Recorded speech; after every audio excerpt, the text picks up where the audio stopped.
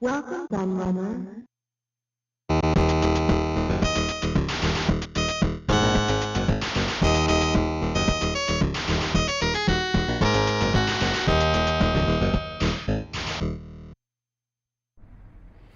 Hello everybody, Kieran aka The Laird here, and I'm back with another episode of Modern Retro. And this time round, the retro gaming compilation we're going to be looking at is Pac-Man Museum. This is the Xbox One version, but it's also available on PlayStation and Steam and Switch, I believe, as well. So I'm sure they aren't much different. They generally aren't, because obviously it's just essentially emulating old retro games anyway. So see me in the camera there, unfortunately.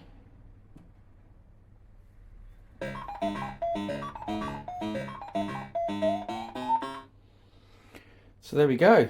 Now, I did say on a previous video some time back actually that I was going to be looking at this, but what with moving house and stuff, I've just not had the time to get back to making some more episodes of Modern Retro. But I know this was the one that quite a few people did say they wanted to see as well. So there we go. So it says press the A button and we'll get a flavour of what this is about.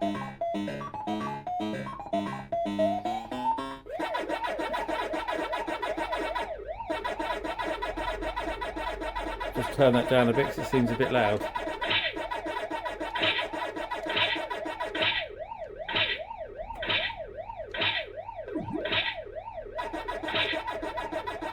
And one of the cats is now trying to look at the TV. You might have just seen little Daisy's head at the bottom there.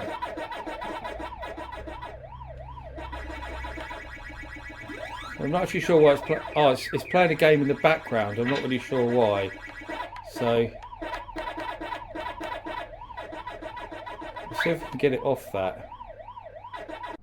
Okay, so it's trying everything there to get rid of the background noise of the constant whacker whacker, which is really difficult obviously to speak over the top of, and I can't find a way to get rid of it at all, and I swear I don't remember it being like that before.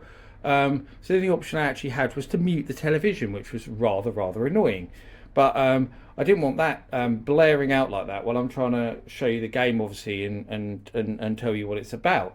So obviously this is the central bit that you come into when you start the game, which is the Pac-Man arcade. So as you can see, there's different things you can have a look at around it and interact with, which I'll go into in a minute. And you obviously have various options here. So if you press Y, you've got customize there. So you can obviously arrange your arcade how you like, change the colours, things like that. So there we go, you can do that. And then you've got your standard options, which is obviously got volume and stuff like that. Coins and leaderboards that you can earn, obviously compared high scores with other people. You've got tutorials, so if you don't know how to actually play the games, which is highly unlikely, you've got that. You've got staff credits, pretty self-explanatory. Return to title, yes. No, I actually want to return to the arcade, not return to title, but there we go. It's put us in the same place. So here we go. So we'll have a look at the different things we've got. So some of the stuff I haven't actually unlocked yet. So there we go. I haven't unlocked Pac-Attack yet, the rather cool Pac-Man puzzle game. We've got Pac-Mania there, Pac-Man Battle Royale there. So some of these you might already have. That's one of the trophies you can earn there on the floor there. So Gashapon, you can actually like spend your coins to win stuff. I'll show you this.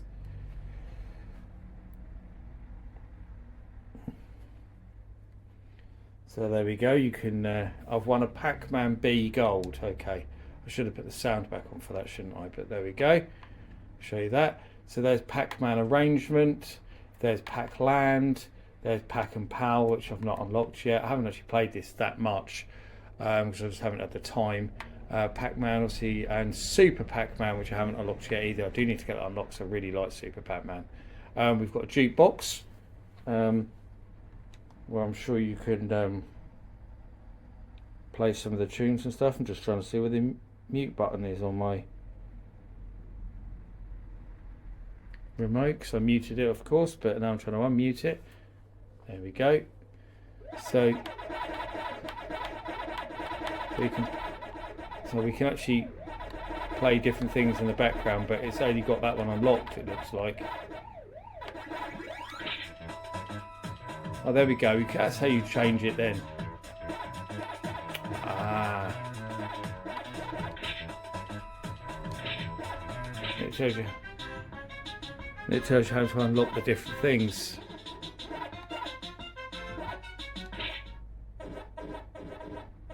Join the pack song. Okay. So that'll play in the background now, will it? Oh, I see, yeah. That's a bit better than the constant chomping noise we had before, anyway. So, that's pretty much... Oh, vending machine. What does this do then? So we can buy some things to go around your museum there as well if you want to. Neon signs, trash cans, stuff like that. So there we go. I own some of that stuff already. So I'll show you how all this works. So let's get one of these up. So let's get Pac-Mania up, because that is my personal favourite Pac-Man game. I have to put volume up, I think, otherwise it won't pick it up. So you'll see it's presented in a small section in the middle of the screen, because obviously the Pac-Mania arcade game used a tape display, whereas using a widescreen display. There are ways you can change it, I think, if in the options, but right B is insert, so we put some coins in. 9 coins. X takes you back to the main menu, as you can see, and then we can press the start button there.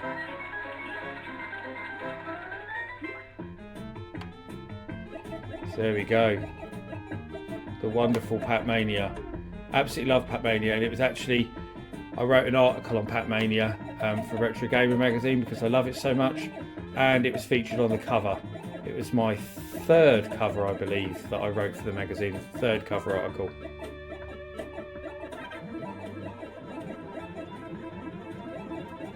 Get him off at the pass there. And of course, the key gimmick of Pac-Mania was that Pac-Man can jump the ghosts. If I can find out what the jump button is. No.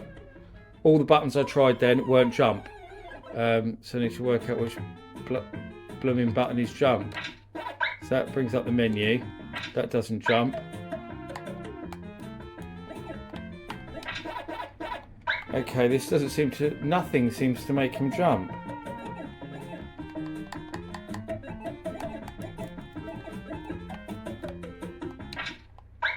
That takes you back to there. So where's my jump button then? That's very, very strange.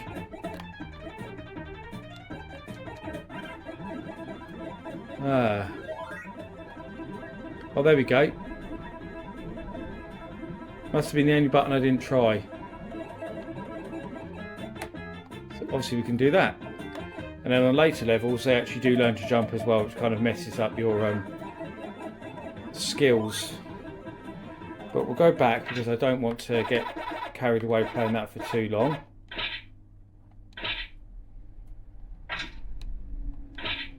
There you go back. It shows you any scores you've got, any awards you won for your play. So we go Pac-Land. I'll show you Pac-Land as well. Show all the main games really on it. So you press menu there, you have got screen settings, as I say. So you can change CRT mode, which puts lines on. You can make it bigger. So that size I can make it the biggest. So I'll show it looks with CRT mode. I don't think it looks very good. I always say that on these kind of things. I actually think it looks a bit naff. I'd rather just have it looking proper, so to speak. So I'll put some coins in. And then press start. So you can see it just sort of adds these lines to the screen, which I think looks naff.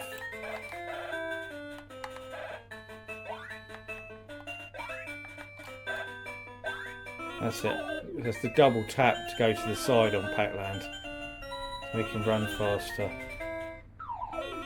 I absolutely love the Pac-Land music. It brings back so many memories for me of holidaying at Butlins.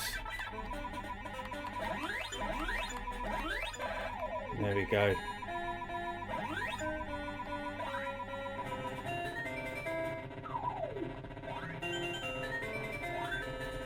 Oh, that was rubbish, wasn't it? I was doing so well there as well.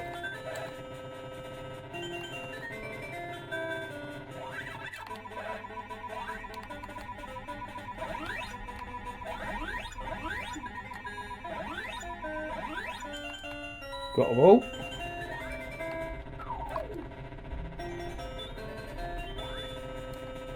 You have to jump at just at the right time to try and get a good bonus, which I didn't do because I was talking and not looking at the screen.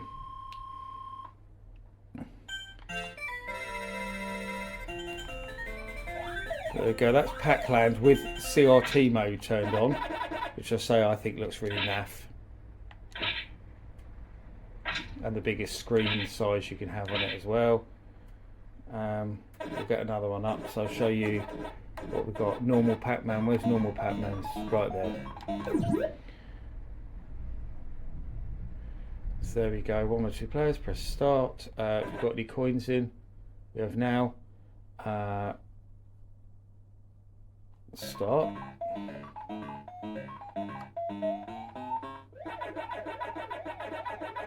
And there's our regular Pac-Man, as authentic as you'd expect it to be really, since it's a game from like 1981 or whatever, running on a Xbox One.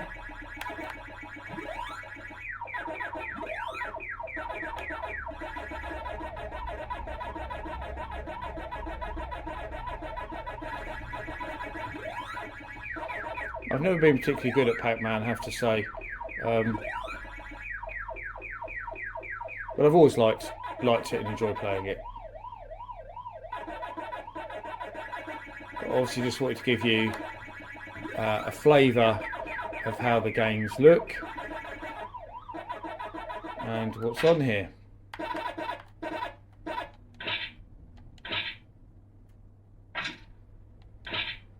Don't expect to have any achievements because I've only messed about with it a little bit.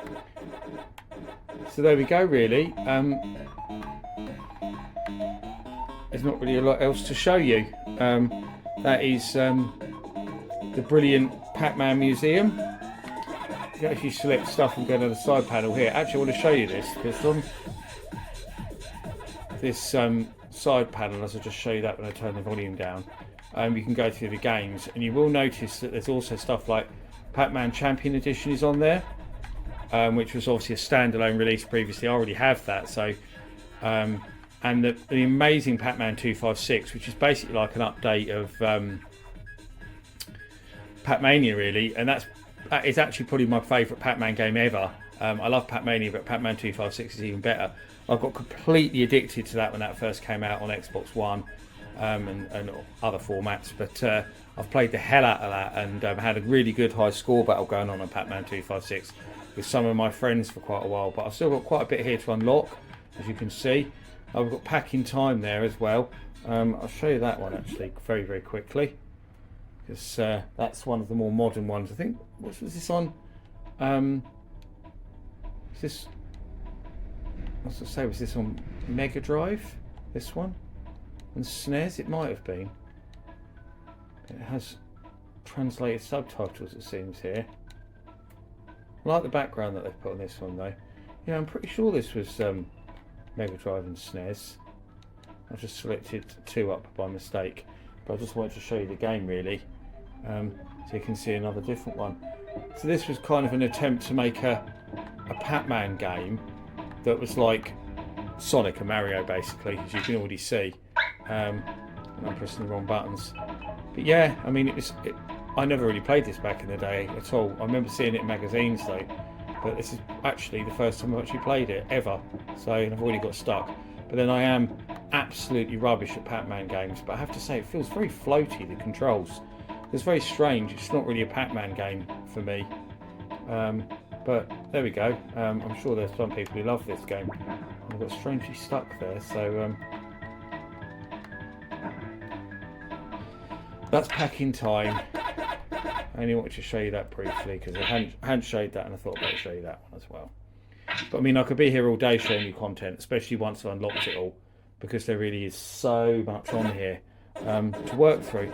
But this is great value compilation. Just to give a summary, I mean, I got it in the Xbox sale, and I think I only paid about, I think it was £8, £8 or £9 I paid for it. It was certainly very cheap, and for the price I paid for it, just absolutely cannot moan, because there's so much content on here.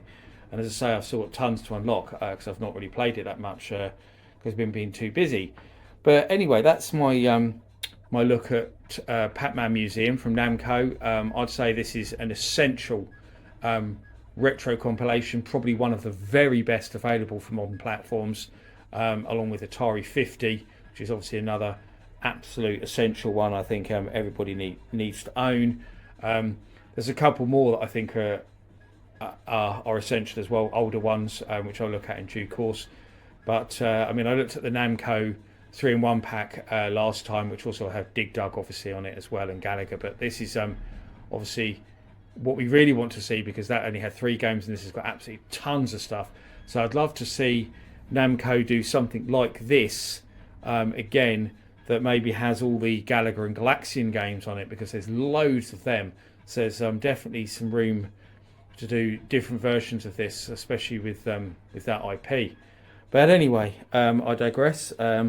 I hope you enjoyed my review of Pac-Man Museum, and I'll be back with another episode of Modern Retro or something else very soon. Thanks for watching. Bye bye.